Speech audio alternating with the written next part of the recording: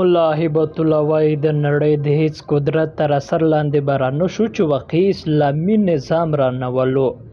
پر ښځو نجونو په تېرو څو کالونو کې په لسګونو د بندیزونو فرمان جاري کوونکی د طالبانو مشر ملا هیبت الله اخندزاده وایي د نړۍ د هیڅ هېواد تر اثر لاندې به رانشي او نه به پر دې معامله وکړي چې په افغانستان کې بشپړ اسلامي نظام عملي نه کړي.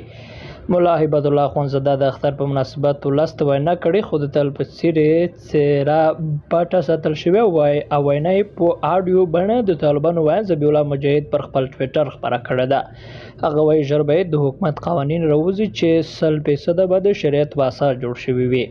کوښښ کوم ټول نظام شرعي او ټول قوانین شرعي وي او تاسو باید څه وخت وروسته ووینئ په دې قوانینو کې به آیتونه او حدیثونه مسایل به وي، فقه به وي، شریعت به وي.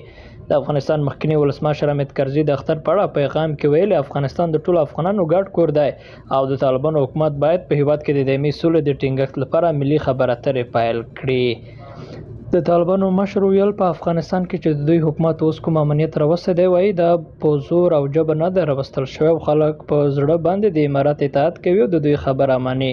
اوس دنیا هم حیرانه ده چې د افغانستان موږ په رسمیت ځکه نه پېژنو چې د طالبان په زور راغلي دي، دا خو خبره نه ده. اوس دنیا هم په امتحان کې د اسلامي ملکونه او مسلمانان هم له امتحانونو سره مخ دي چې اوس به څه کوي، موږ هم له امتحان سره مخ یو.